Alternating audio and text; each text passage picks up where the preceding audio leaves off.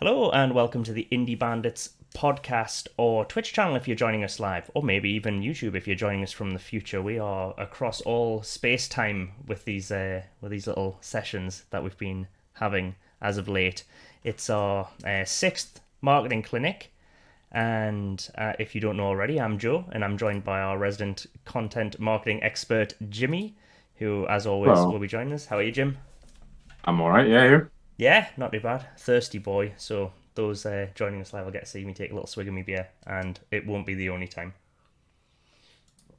Oh, it's been warm, so yeah, throat's dry, and that's the excuse I am sticking to.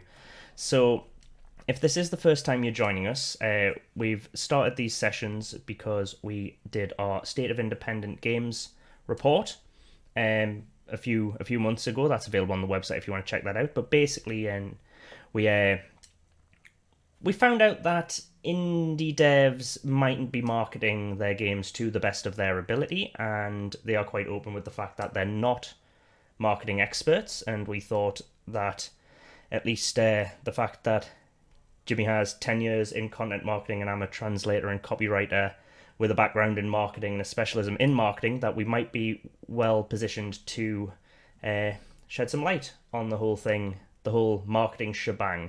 So we've been through the report. We've talked about sales funnels. We've talked about budgets. We've talked about what you need to start marketing your game. We've talked about content and content schedules. So theory wise, I think we're in a pretty good place. But today we're going to talk about some of the tools you can use to do all of this. Once you've understood the theory and you're ready to get going, and you have everything set up that we mentioned in the starter kit, and you have an idea of how often you're going to be posting, etc., etc., then you can start using these tools. And what we thought we'd do is take common problems that members of the community have told us that they've encountered when trying to market their indie game, and then we'll try and match those problems with the theory that we've covered in previous episodes and some of the tools that we know. Obviously, this is by no means an exhaustive list. There are so many things out there, but there might be a few things in here that are worth checking out if you should, if you've made the time to check them out, and many You of can them are start your free. research with them as well because you can do like comparison lists, like buffer versus or whatever, like give you a list of all the other tools that are typically associated or compared to the ones we're going to share. Absolutely. So when this was one of my favorite answers when we asked the community what they found most difficult about marketing their indie game, and one answer from Space Candy Games was everything. Now, obviously, we can't answer everything, but there was a recurring theme of all of this being difficult and overwhelming and hard to manage. So I thought maybe we could start with a couple tools just for things like time management or managing tasks. Being on top of everything. And one I like to recommend, which is very simple and by no means the most exhaustive of these tools out there, because obviously I work for myself. I'm self-employed, so I guess in terms of like solo devs, we'll have a very similar kind of workflow. We're not managing projects with multiple other actors. It's just for keeping ourselves on top of tasks. And I use a little thing called Todoist, which is little more than just a nice little to-do list, as the name almost indicates. But I guess it's a play on words, and that's free. And you can all it does is just allows you to say what you need done, make a little to-do item, actionable item. You can do a few things like schedule how often you want these tasks done. If you have recurring tasks, you can add them. You can just say the date, or you can say a frequency like every day or every Monday or every third Monday of the month, things like that. So this would be quite useful if you're planning content, for example. You can remind yourself to stay on top of that once you've decided upon your schedule. I find this quite good for the recurring stuff. It's very good, very smart, and anecdotally, I also use this for personal tasks. It's very good for keeping me happy. I like to put the things I like to do in there and check them off as well because I'm sad like that. But, I actually don't use any apart from like Google Calendar. I don't use any planning. What I've got is I have this. I'm old school. Oh, nice. For those Um, I, listening, it's a calendar. it's a weekly planner. Planner, Um, sorry. you got everything down by the day of the week, stuff you need to do, important tasks. You rank them by importance. I like doing that because I'm on a computer most of the day, and I like the idea of keeping it in front of me. It sits right below my monitor. I can tick things off. I can add things to it very easily. And I feel that writing them down and putting them in the planner actually makes helps me remember I've got those tasks to do. So nothing against any of the digital stuff. If that works for you, then that's great. And Joe's just mentioned one that he uses, but me, I actually just use a real world weekly planner. Not that I'm trying to one up you, but obviously I have my digital tools. This isn't a fancy weekly printed planner. Podcast listeners are getting nothing here, but I do have a notepad and pen next to me at all times at my desk as well. You'd have no idea how important it is, like you said, with writing stuff down, Jim. That just Oh yeah, I remember way better when I write stuff down as well. But fortunately, with something like Todoist, I don't need to write it down. What I do need to remember to do is to check it, which is why it's always one of my automatic tabs whenever I open my browser is that and very little else, because then I'll always go to that first and see what I've got on for the day. And yeah, that, I do that for everything. Like I said, even things I like to do to remind myself to like go out for a run or something like that. From everything from that to work, and including all the stuff we do for Indie Bandits, all of those tasks are on there with the frequency I need to stay on top of them, so I know every day when I start my browser, it's there, and I see what I've got on. yeah, definitely. But regardless if you decide to go down the digital route or the written planning route, simply coming up with a list and putting all the tasks on a list so that you can see them and you frequently go back to them and check them makes you so much more. Oh, what's the word? Effective? No, efficient, Possibly, yeah. organized. Productive, maybe Yeah, productive. I've found that I'm way more productive if I write everything down that I need to do, because then I'm not just kind of ad hoc remembering something and then going off and doing that thing. Then halfway through that, oh yeah, I forgot about that other thing I need to do. Like it sounds stupid. It's like the most basic thing ever, but honestly, writing stuff down and that includes your marketing plan or what you're going to do for your marketing and that week will keep you to that schedule a lot more than just having it in your head. yeah, absolutely. I mean, we've said this multiple times throughout these sessions, but like research and planning is number one, and once you've got that down, it'll be the rest of it it won't fall into place. There's still work to be done, but you'll know which places it has to fall into place. If that makes any Yeah. sense. And there's also what I might add is on top of that, I use something called strict workflow in my browser, because and a lot of devs mentioned that they don't have time for this, or it feels time consuming. But this thing it's a tomato, and it's in the corner of your browser. You click on it and you can set up which websites are blocked for a set period of time. And I think this is based on something called the Pomodoro technique, which is like 25 minutes on, 5 minutes off, or 50 minutes on, or 10 minutes off. It's about breaks, working and breaks. And this thing's a lifesaver, because the number of times you sit down to do something that you think should take you 10 minutes, and then it takes you 25 because you went on the Bird website, or you were on Facebook, or you were just Yeah, scrolling yeah. through nonsense because you saw one funny video. And something that takes 10 minutes, you can watch a stupid little YouTube video in 10 minutes, and that's already the time you should have had on that. So that thing, once I've got the list there, and I'm planned and I'm scheduled and I know what I'm doing, then I hit work. And I know you can adjust this to whatever amount of time you need. 25 and 5 has worked for me. But I just click on that, work for 25, little like alarm clock noise goes off at the end of that specified time period. You click on it, and for 5 minutes, all the sites you've said were blocked are now accessible. So you can go back on and quickly like check Twitter, Facebook, whatever.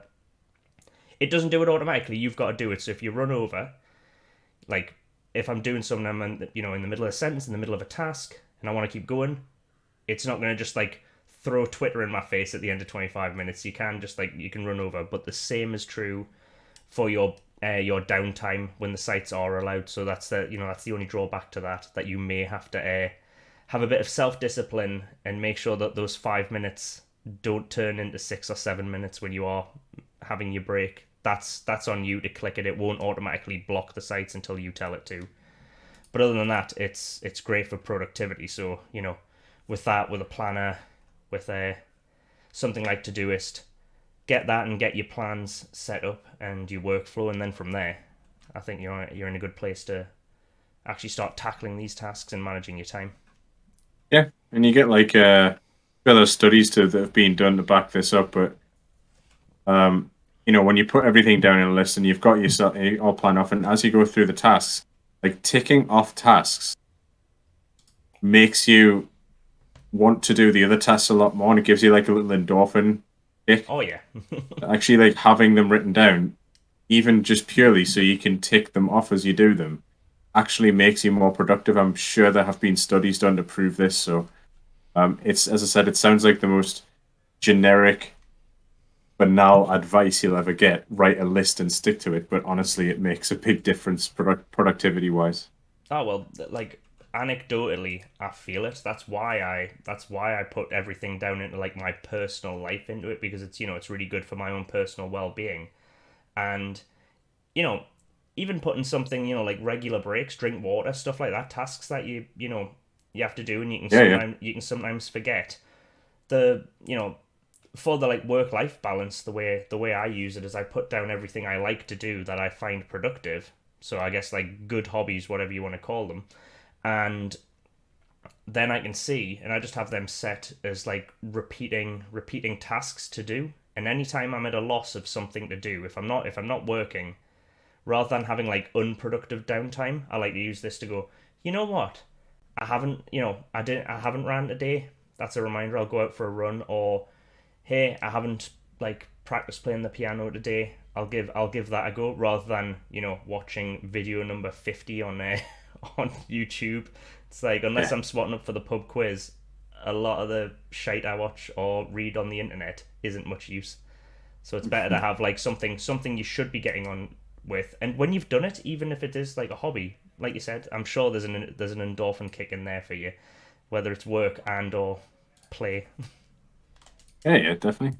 Doing a task and seeing it through to fruition, like, is something we get like very happy about. So, Yeah, like the yep. satisfying memes of like production uh, Yeah, yeah. processes and stuff like that. By the way, we'll move on from task and time management. The second big problem, and we had an entire episode covered this on budgeting, but also in the report we found a lot of devs don't have a budget or don't have a marketing budget. Red Sorrel Games and the guys at Moolander mentioned not having a budget and managing a budget in the right way. Now we have the whole episode on managing a budget, but there are quite a few tools out there that not necessarily. I mean, there are tools to manage budgets. I mean, all fintech like uses stuff like that anyway. But I mean, for managing your own budget, like you mentioned in that episode, Jimmy, I think obviously something as simple as spreadsheets, Google Spreadsheets, Excel, Yeah, Office yeah. Suite, Open Office.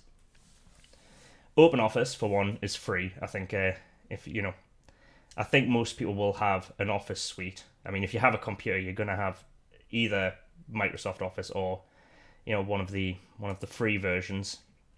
But something like spreadsheets are obviously one of the best ways to manage numbers and therefore your budget. Yeah, definitely. It's because it's one of those things that can definitely become quite a complicated thing.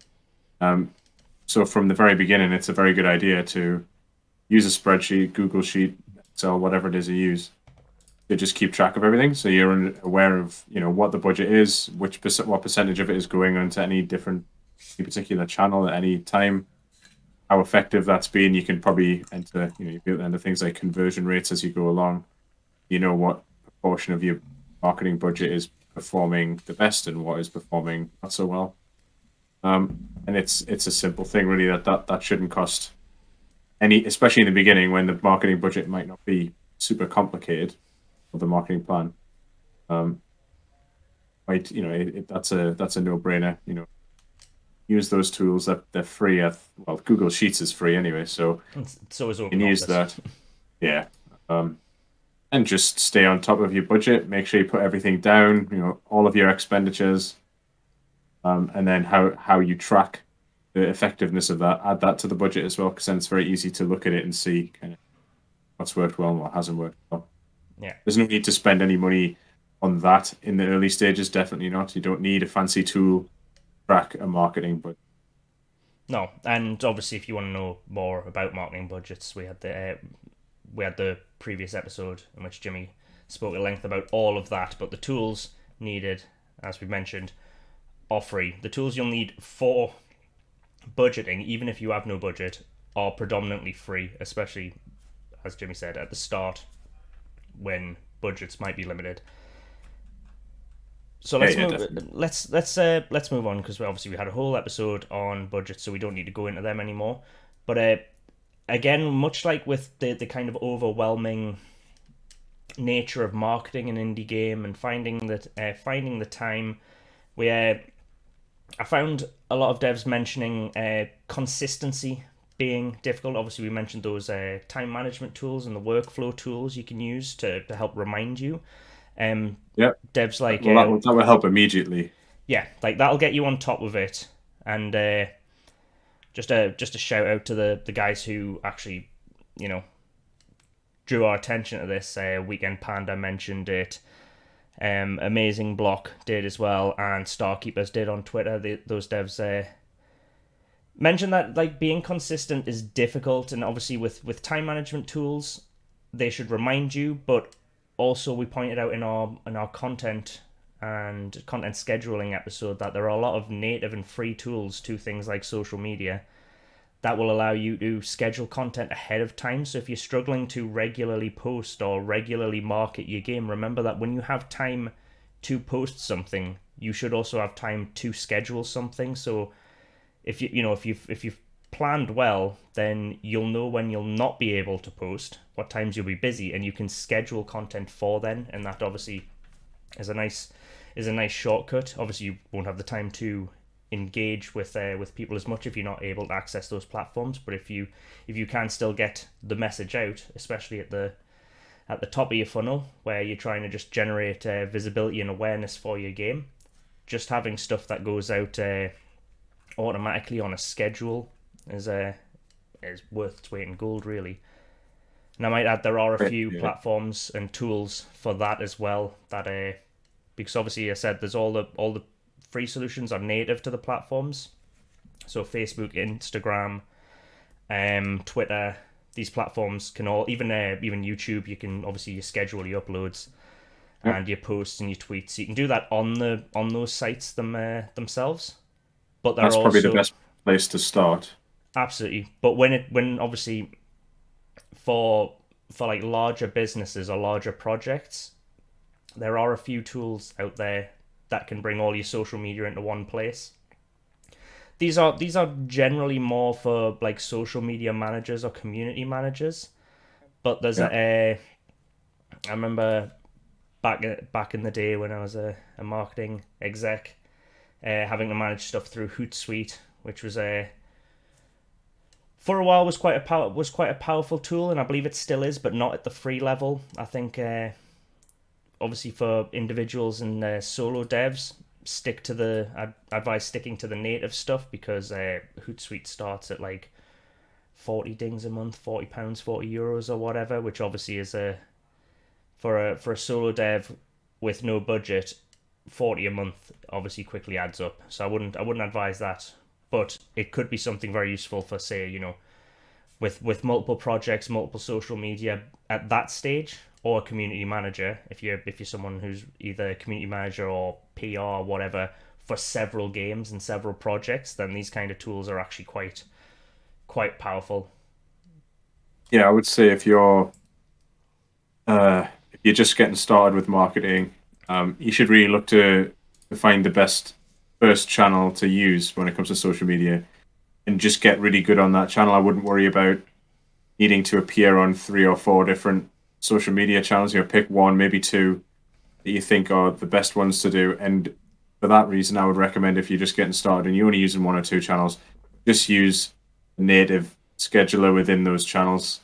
You only really need to look at these other options when you're managing maybe 4 or 5 different social media channels and maybe 2 or 3 different social media accounts. At that point, obviously, these tools come into their own and save you a ton of time. But prior to that stage, just use the native scheduling because you're probably only going to want to be active, as I say, on 1 or maybe even 2 at a stretch social media channels to begin with anyway.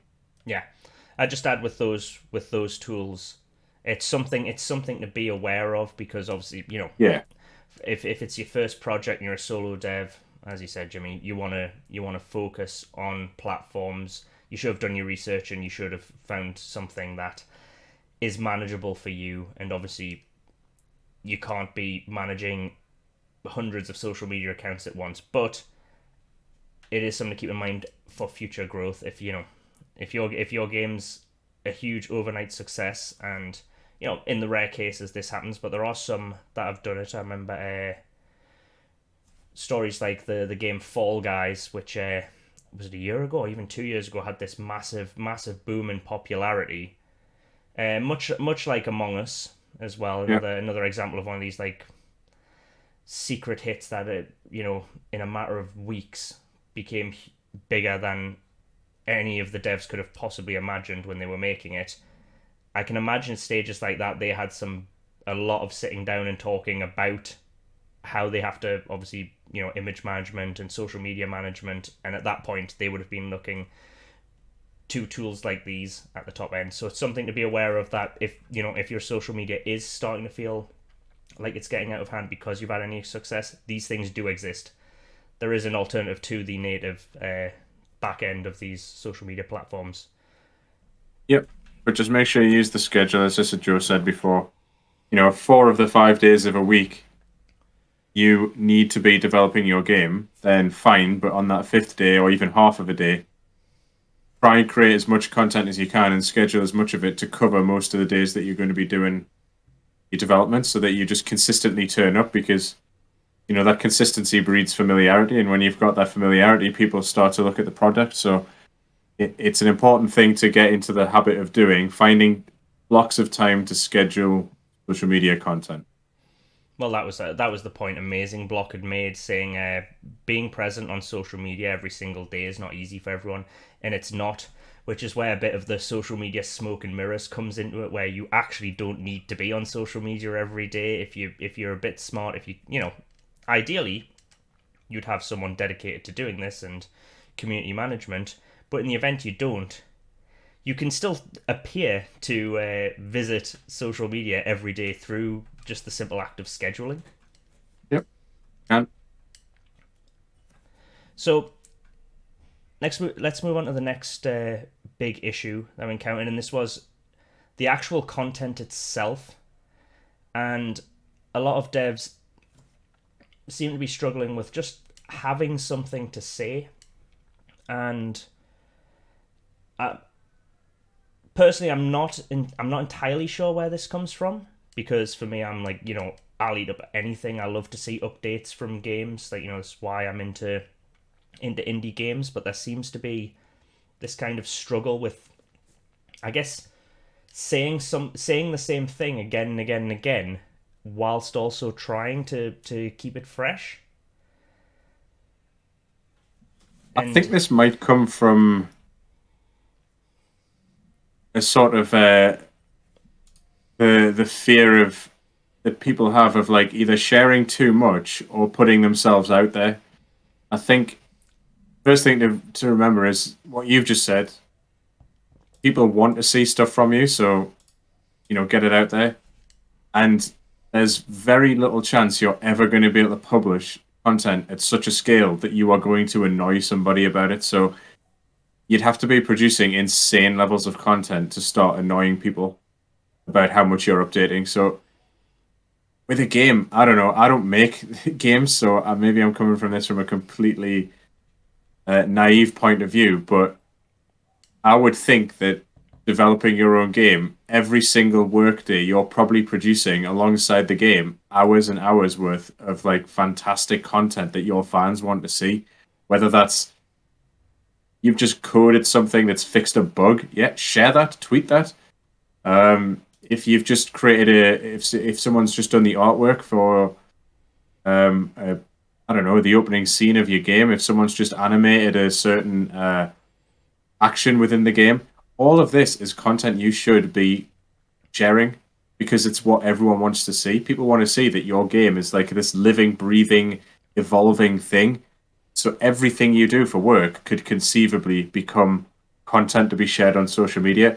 And don't be like overly picky about it. Get it out. Yeah.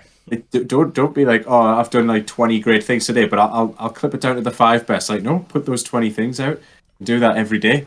You will be creating a crazy amount of content just by doing the work that you're doing. So get it out. Don't worry about like pissing people off because you're putting too much content out there. That's like virtually impossible to ever get to that stage. And understand that the people that follow you and want to learn about your game desperately want you to be publishing more content. So just do it. Yeah, and I'd add to that if you're saying like if people are creating like, you've got 20 odd, visual assets that you've just finished, or have had made, whatever your workflow is and how you're getting that done. But if again with the scheduling tools, instead of just picking the best five, there's no reason you couldn't pick the best five and then put them alongside the remaining, the remaining assets that you don't think are that snazzy. You could have 5 days of content there where each day has one of the best five, for example. You can schedule it, you can spread it out. I've always, we mentioned this in the content and scheduling episode, but you don't need to be 100% truthful with when something happens. The timing, no one's going to be upset that the thing you finished on Monday was shared with them on Tuesday. Like, all marketing processes, like the hype train is all based around like drip feeding the content to people. You think a movie studio is like sending out everything all at once. No, there's a reason you're getting all the juicy bits of the movie, like for that big reveal trailer, and then there's some other stuff revealed at a different time. They've had most of that stuff all along. They didn't just finish that stuff there and then. Yeah. That they're choosing where and when to publish it, and obviously they've got big teams behind the optimum time to do that. But if you have a lot of content, and the advantage of indie games being that you are almost like building in public, everyone can see what you're doing and want to, and there's nothing really to be lost by oversharing, then use these tools and share as much as you feasibly can. Like, people are following you because they want to see it, not because they don't want to see it. If they didn't want to see it, they'll stop following you. But the odds are, by doing that, you'll gain more followers than you'll lose by the odd person who might just be like, no, that was too much. And look, if you see what some of the biggest channels are on like things like Facebook and Twitter, like look at something like Lad Bible, which is like always on Facebook and just like posts millions of things every day. And that, that channel is huge. And it's not, some people be like, it's annoying, whatever. But look how many followers that thing has got because of just the sheer mass of content it puts out. Like, but the thing is, people don't spend all day every day on social media. So the window that someone's accessing social media is like, if you don't share something in that window, they probably won't see anything in that window. Yeah. Of course, there's like algorithms that might, suggest something that's been out for a couple of hours or a few days to you because, it's trying to get you to stay on the platform. But for the most part, you're trying to capture your audience's attention piecemeal as they access a platform in little tiny windows and pockets of time during the day that they are accessing that platform. So there's no way you're going to overshare. It's impossible. Yeah. And just to go back to one of the quotes or one of the replies that we got, the one that says thinking of different ways to rephrase the same game synopsis over and over and over for social media without getting shadow banned. Well, one, my advice would be don't do that. Share variety of content. You don't have to like tweet the same sentence over and over again, getting people to go like buy your game. No one will follow you. No one will engage with you. I promise you that. No one will follow you. You you have to share a variety of content that will engage your audience. If they like that content, then there's a higher likelihood that they will buy your game. But if you're just gonna like buy this game, this is what it does. This is what my game does. Buy this game. That's not going to work. But as I mentioned before, the amount of content you're just going to be producing is a byproduct of your work. So it's taking no extra effort. You've literally already done it. Get that, snip it, screenshot it, whatever you need to do, and start sharing it frequently on social media. You shouldn't ever run out of something to share on social that will satisfy your audience. And to add to that, obviously you have all the tools to bring about the tools. You have all the social media back end stuff to allow you to schedule this and make sure that the like rate at which you put this content out is good. But don't forget there are plenty of like free tools to just let you like iterate on the content you are creating. You know, the simple there's that 10 a penny like image editing software, even something, you know, like even the free tools for editing images that exist, like that come free with like Windows and stuff like that. Obviously they're not super refined, but the thing Yeah. is, use those tools because like you said, the variety of content's important. Even something as simple as, you know, cropping different aspects of images that you've created to highlight different aspects of the game and getting the ratios right. I think this is like super important with content, that remember that the content has to not only fit the audience, but it has to fit the platform as well. So Yeah. make sure that you're getting that right for the platform you're sharing on. Don't post stuff in the wrong ratios to Instagram or Twitter or Facebook or any of the platforms. It doesn't matter what platform it is. Make sure the content fits the platform. Yeah. And Oh yeah, definitely. there's loads, you know, there are loads of free tools out there just to edit images quite quickly, and there's a lot of them again available natively in the back end of these platforms. Yep. Like sometimes I think that there's not enough, like there aren't enough devs checking the back end of their social media platforms because there's a lot of powerful tools there. You know, not just to actually make the content, but to check that it's working. Like the analytical tools in the back end of all these, like these platforms want you to see it so you can create stuff that works better. Because if your stuff works better, their platform benefits. Facebook wants you to create content that is engaging. Twitter wants you to create content that's engaging. Instagram wants you to create content that's engaging. All of them do.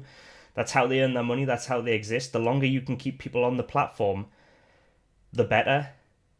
Or But they're if going to you, surface your content as well. yeah, but if you're not doing that, these platforms will prioritize the people who do, which is why you know, which is why the tools are there and they're free and they're available to everyone.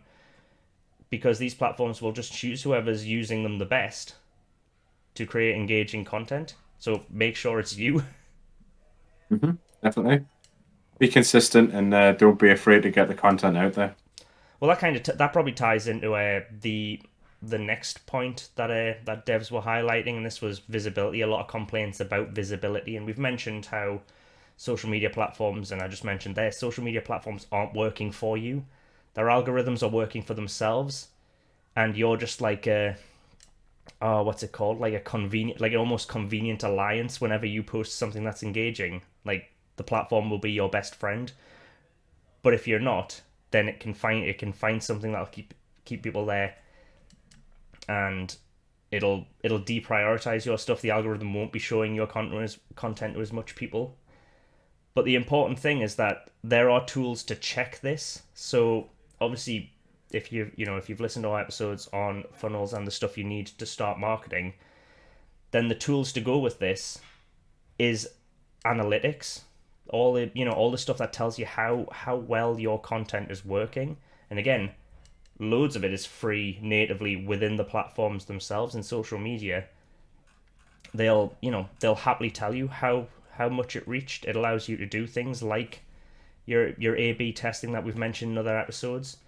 Like, Google Analytics is free as well, so stuff yeah, to do with your website, just get that hooked up, learn it a bit. There are like a gazillion YouTube videos that are tutorials on how to get, halfway decent, learn Google Analytics, and I would recommend doing that. Even just learning it to like an intermediate level will allow you to fully understand what analytics is trying to tell you, and you can set up a bunch of things to further track and get a bit more granular with how you want to track your how your audience interacts with your website. So learn that, and that's free. And as you just said, Joe, most of the social media platforms come with integrated analytics anyway. yeah, So there's no reason you shouldn't be able to figure out. Now, I guess on the topic of how do I get more visibility, I find this one really interesting because we had a lot of people talk about this, and yet we have a lot of people talking about the fact that they don't do their marketing and that the development of the game is more important, which, it's on chicken and egg there. yeah, But I don't understand the disconnect here. I don't understand how as many people as we got saying, how do I get more visibility? How do I find my player base? How do I stand out? How do I reach my audience? Well, you market your game. yeah, You do marketing, you do social media marketing, you do paid marketing, you do email marketing, you build a decent website, you tell people about your game as often as you can, you build a network of people that might be able to help share your game, you find ambassadors and you get them to share your game. You, in essence, market your game. There is only one way to build an audience and gain visibility of your game, and that is to market your game. So if that's something you struggle with, then marketing has to go from like, this is how important I think it is compared to development, yeah, to like, this is how important it is compared to development. All well and good building a game. If nobody knows about it and no one ever hears about it, you will not sell anything. So if you want visibility, you're going to have to get on board with marketing your game. yeah. I think to add to that as well, I've been when I've been chatting to devs and they've been telling me about visibility and like I'm gonna say like work-life balance. It's not a work-life balance; it's a work-work balance, but it's I guess it's development marketing balance. All I've been able to say is it's better to release a game that people have heard of late than to release a game nobody's heard of on time. And I Yeah. mean, on time is in inverted commas because you decide when the game comes out. Obviously, especially as an indie dev, if you have no other external factors dictating when this game has to come out, then deprioritizing some of the development and having the game released later, but knowing that you've got the marketing right and when it does come out, there are people who have heard of it and will want to buy it, is way more valuable than just being like, I focused fully on development, the game is a masterpiece, and now it's out, and then starting your marketing process, because then it's too late. Yeah, I mean, at least then, I guess the silver lining there is at least they would have considered starting a marketing process. So, it's more so that people have like produced a game and are sitting around going, well, that's a masterpiece. Why isn't anyone buying it? Because like there's about 1,000 other games that are getting more attention than yours. That's why. Yeah. It's like the most. It might be maybe I'm being a bit too direct, but there's no other way to word this. There's no point in sugarcoating this. Is like if you want people to find out about your game and you want to stand out above the noise, you're going to have to be better and more consistent than everyone else at your free social media marketing, or you're going to have to pay to like jump ahead of them in the queue. There's two ways of doing it. And if you're not willing to do either of those things, then you're always going to struggle to get visibility on your game. It's just unless you get really lucky and it like becomes an overnight hit, some major streamer picks it up and but those things happen like one in every like million games that are produced. Yeah. So you have to if you're not willing to do the marketing, whether that's free, consistent, good free marketing or consistent good paid marketing, then visibility is going to be a struggle. And if I'm being perfectly honest, if all you're ever going to do is the free marketing, visibility is going to be kind of hard as well. If you do it really well and you sort of catch a trend, or you're just very, very good at it, and you get a really good audience or base going, and I'm not saying it's impossible, it's just harder, that's all. Paid marketing, as I say, gets you to the front of the queue in terms of visibility. The free stuff, you'll be kind of like working your way up the queue, and I guess depending on the industry, you've got no idea how long that queue is. So Yeah. it could be a long, hard slog. But I get it. If there's absolutely no budget, you can't pay for anything. Then fair enough. But that means if anything, that means you've got to put even more effort into your marketing Yeah. to try and climb that, to get, let's say, ahead in the queue. I mean, we've said it before. An average game well promoted will vastly outperform a fantastic game poorly promoted. Mm-hmm. But promotion's arguably more important at the end of the day. Well, yeah. Well, this will move on to our next point that Dev's highlighted, and obviously targeting an audience, which is kind of like I would say an offshoot of visibility. I guess targeting audience assumes that you've got some visibility, some people are seeing it, but are they the right people? If and look, there's like a broken record now, but this is where things like the website and the mailing list come in. I love I love plugging a mailing list because I think it's one of the most powerful tools out there for marketers. So I think we need to talk about the mailing list because we spoke about it as like a concept and how it's powerful, but I think we need to talk about the actual tools you can use, because I think a lot of people are like, yeah, mailing list, I just send them an email, but then they hit a roadblock and they're like, oh well, how actually do I send people an email? Because I've never actually sent an email to a list. The closest I've sent to a list is like evites to like some pals or something back in the 90s. I'm showing my age here now, whatever. But you get what I'm saying. Most people have only ever sent emails as a one-to-one interaction or a one to a couple of people, and it's not been email as a marketing tool. It's been just email as a form of communication in the same way that you'd send a text message or WhatsApp or whatever. But obviously marketers cottoned on the fact that email is powerful and a very powerful way to get a message across, and the visibility for email is way better than social. So this is why there are tools that exist to do this. And obviously I think that the one that a lot of people might have heard of, if you've delved into a search at all, because there's even, I know back in the UK I've even seen adverts for this on TV, which is how big it is. But MailChimp is one of the platforms for mailing lists and making emailers, and I've seen them actually running ad campaigns on TV, which for me is when something's really big. Same for games. When I see a game advertised on TV, my brain goes, this game is huge if they're advertising it on TV.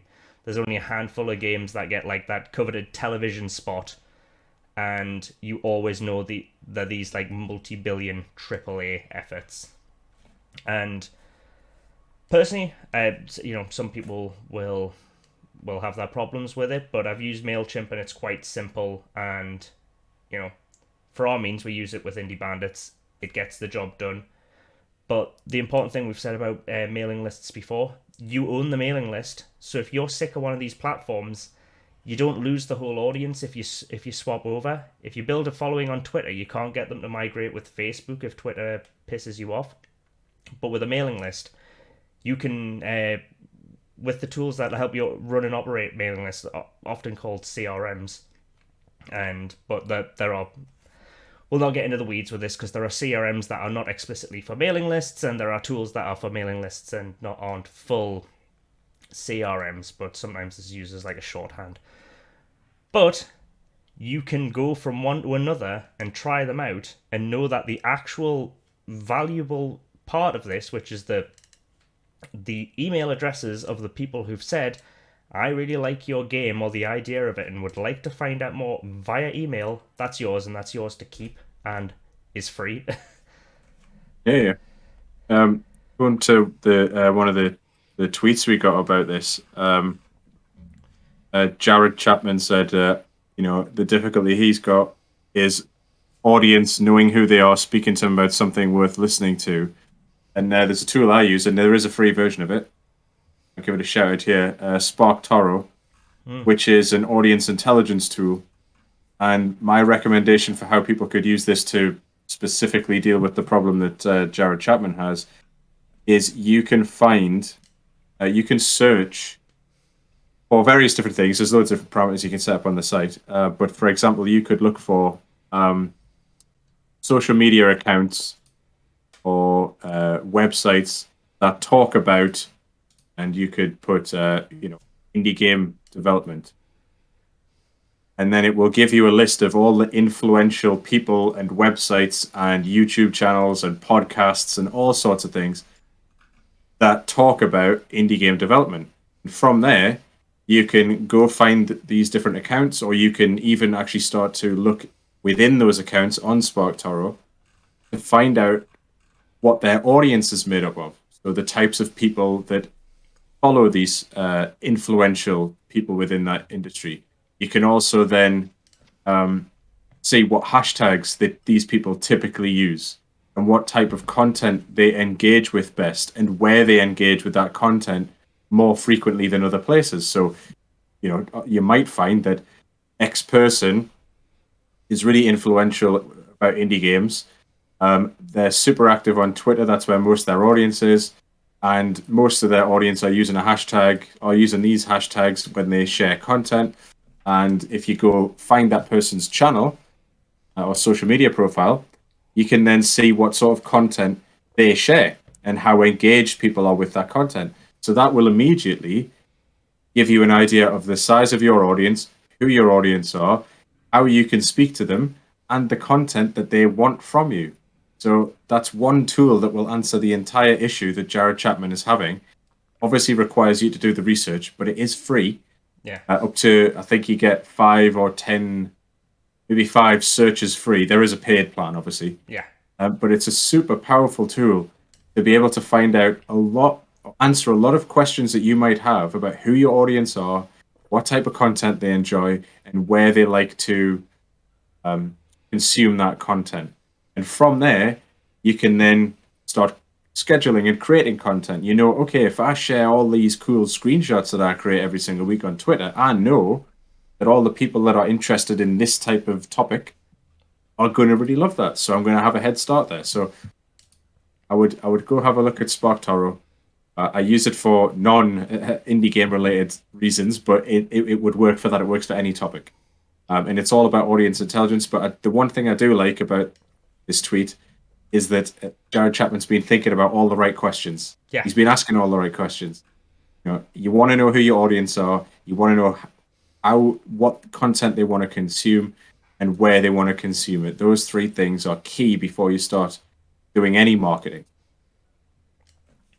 I would add that when you, and I'm hoping no one's made this jump, but you said influential people, just in case anyone misheard that. This is not influencers. This is not specific. There might be some overlap. I'm fairly certain, depending on what you're flogging. But by this you mean what would you call it? Like leaders, I think is the sort of marketing term. Thought leaders, or sources of influence rather than influencers. It's not people who are like influencing for a career. It's people who are influential within a certain industry. Yeah, and industry or circles or whatever.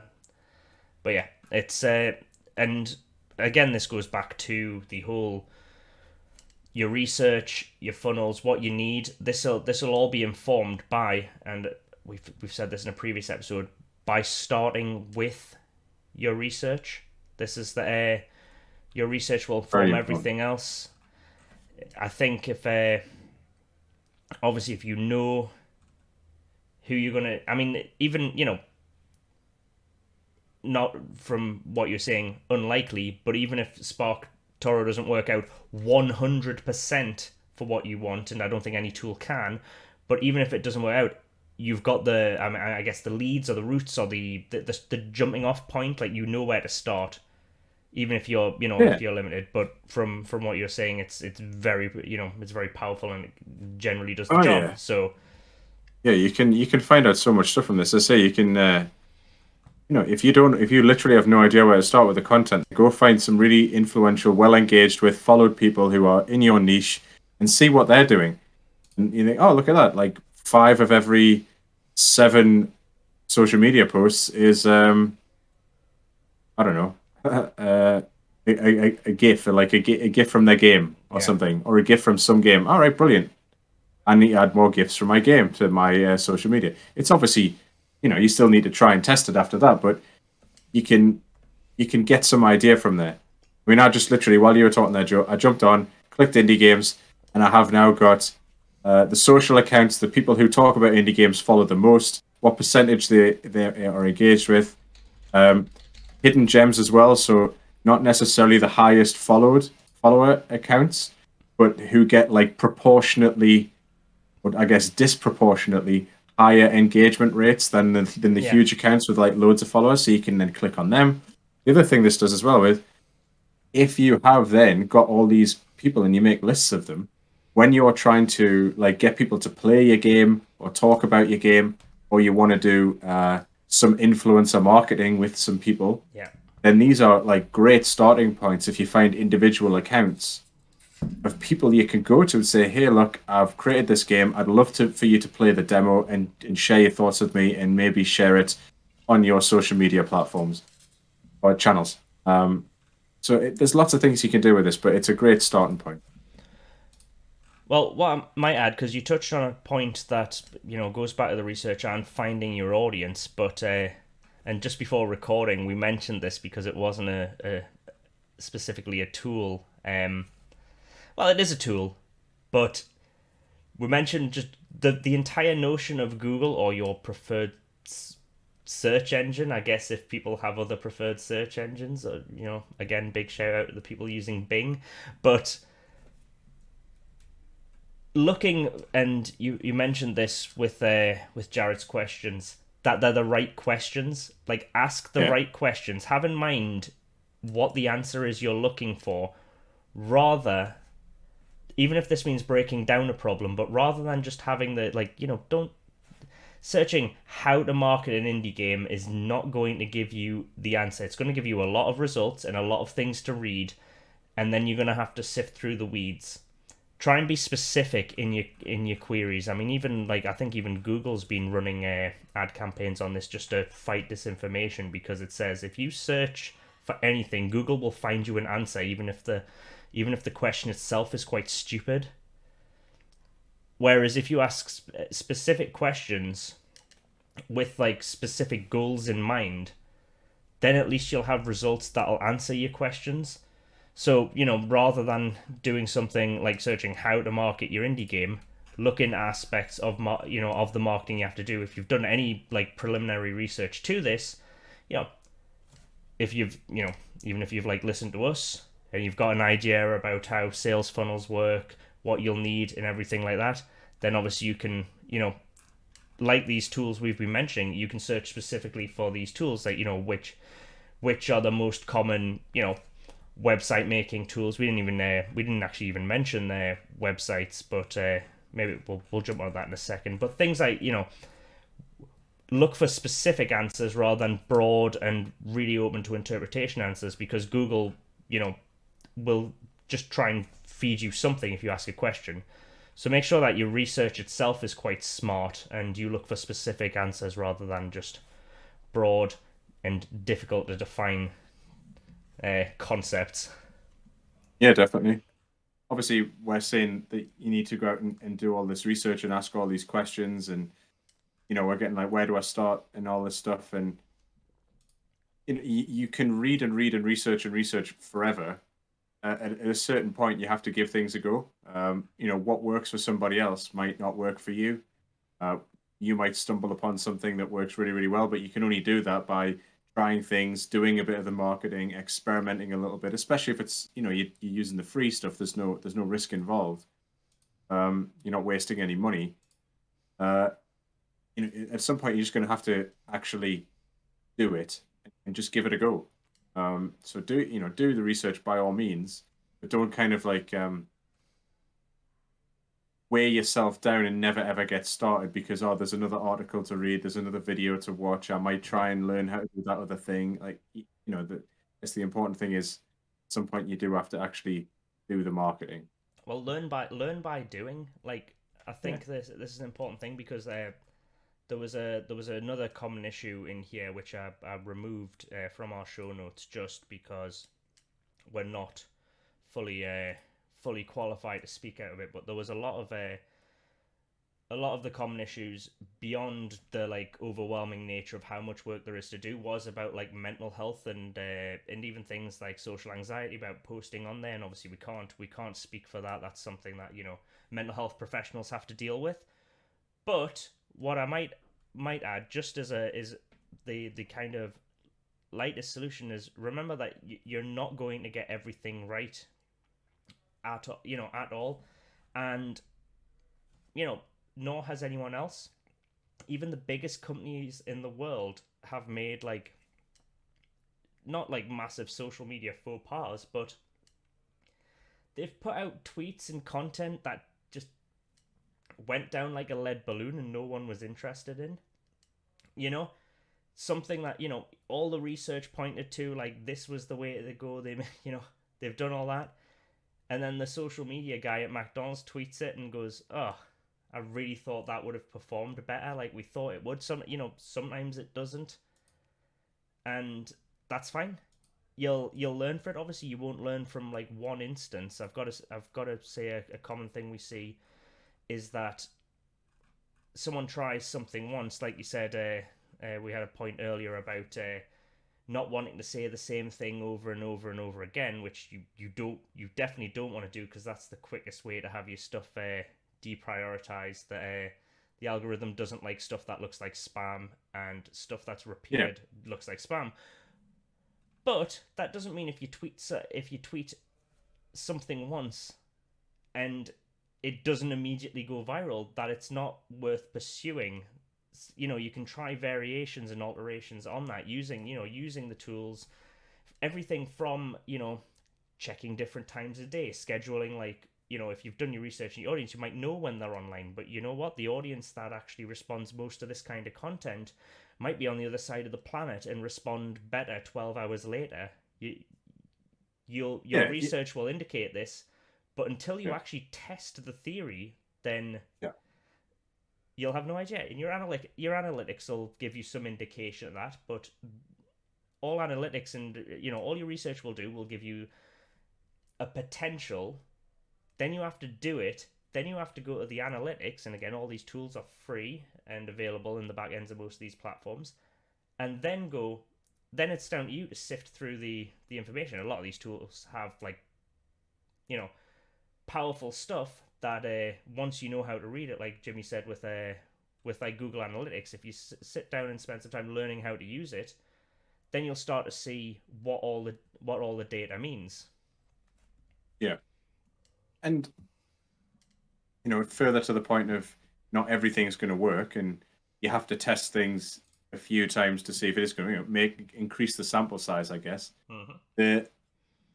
The other side of it as well is, every single account started at 0 followers. Yeah. So don't be, like, oh, I've got 10 followers and that other account's got 10,000. Like, yeah, at one point they were on 0 followers and they were struggling to get seen as well. But the difference is they turned up every day, they stayed consistent, they figured out a plan that worked, and then they stuck with it. And then they grew their audience. And these things, like, growing an audience is quite momentum based. Yeah. It might be quite difficult to reach your first 1,000 followers, but then it's probably a lot easier to go from 1,000 to say 3,000 followers. You get a bit of credibility, your account looks more legitimate, you're getting lots of engagement, your content gets surfaced a lot Yeah. more people hear about what you're doing, and they get involved. So it's not like the struggle from 0 to 1,000 is like always the struggle every single 1,000 followers you get. It gets easier and it gets a lot more rewarding when you figure out something that works and you get engagement as well. But the key thing is you have to actually do the work to get there. There's no real legitimate shortcut to it. Yeah. So Just put in the work, try a few things, be okay that probably a lot of it won't work very well. The small percentage of things that does work is going to, you know, generate a huge amount of exposure for your business or your indie game. Absolutely. There's all that reminds me of is throughout the years of doing this, like obviously the content we schedule, like the Indie Bandits as an idea has changed a lot over 3 years, and it's kind of 4 years now actually. But anyway, uh, it's you know it started with looking for an audience for indie games because as all these indie devs have complained about, sounds like they're moaning. I mean, they aren't happy about is the idea of visibility for independent games is already very poor for all the reasons we've mentioned previously. That they have little to no budget. You can't skip to the front of the queue when it comes to content if you're on a platform that prioritizes those that pay. That's completely understandable. We started with that idea and then found our way into our audience being actually devs themselves rather than the the end consumer, the players. And throughout that time we've had a lot of aspects to our marketing strategy that we've given time to bed in. We haven't just nothing we've done has ever been just one tweet and see how it works. Yeah, no, For the last few years we have we have like we have our like weekly content, the weekly stuff that goes out. We have stuff that's on like a monthly schedule. We have we've had like regular sit downs every quarter to like reassess strategy. We often talk about like where things are going, new ideas, passing the ball back and forwards, looking at new things, seeing what's been working, seeing what hasn't been working, giving everything time to bed in, and then iterating on that. And thus far, I'm happy to say it's going well, and we've got a wonderful community of devs who do engage with what we do, and you know genuinely appreciate the help we offer them in terms of discoverability and things like advice. But taking effort and consistency to get there. we've done this consistently for like nearly 4 years now, and yeah, I remember starting, and yeah, we had no followers. You're just tweeting out into the void. I mean, I don't know how much it'd be like. It could be really embarrassing going back to some of those first tweets before you know what, like, the kind of like voice we want to adopt with our tweets, and the messaging and the things like that. Yeah, That could be that's all right though, potentially because cringeworthy. We tried it happened, it didn't yeah, work, it's and we all went, part of let's the not do that process. again. And then you've got the other thing where that hilarious random moment where where Ninja was our best friend for a day, and you just and it's like that's not a sustainable model either. You can't, it was funny when we got a random tweet back from a streamer with blue hair, and Twitter was exploding for a day, but that wasn't ever going to be sustainable, and we even we knew that on at the time. Now the amount of notifications we get are pretty similar anyway to to what it was like when a huge streamer you know added us.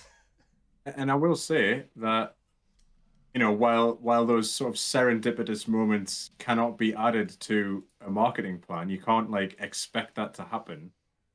They only happen when you consistently show up. Mm-hmm. So whilst those things, yeah, there's no way we could ever be like, oh yeah, no, we meant to do that and it happened and it worked out. No, of course not. But if we weren't showing up consistently, the likelihood of getting the engagement wouldn't have happened. So, Well, you the know, chance was zero if we hadn't tweeted anything. It was yeah, it was a exactly. reply to a So, tweet that on a point that he'd made about games not being just a game, and he was actually very friendly about the reply. He just said, "No, they are a game." Like he'd been quoted on something we'd covered some some news about that when we were focusing more on news because we were going to be consumer focused. But yeah, he'd reply to that in a pally way, and yeah, if we hadn't been tweeting anything about it, if we hadn't been putting anything out, like, not saying all that engagement arrived and stayed for the following months, but I can guarantee there's some followers on our Twitter account now who are there from that day who are like, who are these guys? Oh, what they're all about? Oh, I like indie games as well. Yeah, I'll stick around. I'll follow them, see what they're all about. They were there in the Yeah, conversation. It can happen. yeah, This is like what you were saying with Spark Toro. You can find people like that. We weren't specifically targeting Ninja for that reason, but there's no reason that couldn't be part of your strategy. If no. But the key thing is, just as we've reiterated several times throughout this whole series, um, you have to do your research. You have to figure out, at least in the beginning, what you're going to try and do. And then you have to actually do that thing and keep doing it and test different things and be consistent and turn up and do it. But it all starts with understanding that you need to do it, marketing in general, doing the research and planning, and then going out and actually turning up and doing it. If you do all of that, one, the more you do it, the more it will actually create a habit and it'll be easier for you to do it. But um, the more you're going to be able to overcome some of these issues that you might be having that we've discussed throughout this episode. and throughout the series, it's well Yeah, said, and throughout Jimmy. the I think series. Yeah. we can I think we can wrap it up there because I mean this is the last episode of our sort of mini series on marketing clinics. This isn't by any means the end of streams or the podcast or anything like that, but we like to think these 6 episodes we've done will make a nice little package for anyone who wants to get started marketing their indie game. Obviously, we're always on hand via Discord or our socials for those who have questions about marketing their indie game, because as we've established, it's not easy, but hopefully with all these you'll know where the community has started. You'll have a better understanding of the underlying theory of marketing that should inform how you go about marketing an indie game, and obviously the steps you need to take to better market your indie game, and now just some of the tools and concepts you'll need to use to get that done, to make it happen. And what I'll say now is it's probably our time to shill some stuff. But we'll shill the socials first, because I think if you're not following us, socials is where we do obviously most of our engaging with the community. That's where we like to see what people are up to and chat at them. But obviously, if you want to chat to us directly, then we've got our Discord channel. The links to that are all available on the Indie Bandits website, indiebandits.com, which is the hub for everything we do. Everything you need to know about us can be accessed from there. And if you've been listening during these marketing clinics, you'll know why that's the case, because we control that and we can choose what links go up, and we can make them all very easy for you to find. It's the home of where we do everything. Of course, you'll see on that website that you can also sign up to our mailing list, where we do like to send out the occasional emailer. We're not full on spam. We don't want to be like that, but we do have a monthly newsletter where we put in some useful articles from around the web that I think you'll also find interesting. Could be some further reading, or not that you've been reading this, but you know what I mean. Further reading once you've listened to these clinic episodes. We like to include obviously stuff with news about indie game development, but also a lot of stuff on marketing itself. So if you don't have time to constantly be with your ear to the ground in terms of indie game marketing, we do like to find some resources from around the web and send that directly to your inbox, along with obviously the updates on what we've been doing and all the cool indie games that we've been highlighting and showcasing throughout the month, and the stuff we've been playing on Twitch, etc., etc. There's a lot of good stuff in there, so I like to point people that way, because I do well, I do put it together, so I like that. I like that work to be read. It doesn't make itself, so it's always nice to know people are reading it and finding value in what we send them.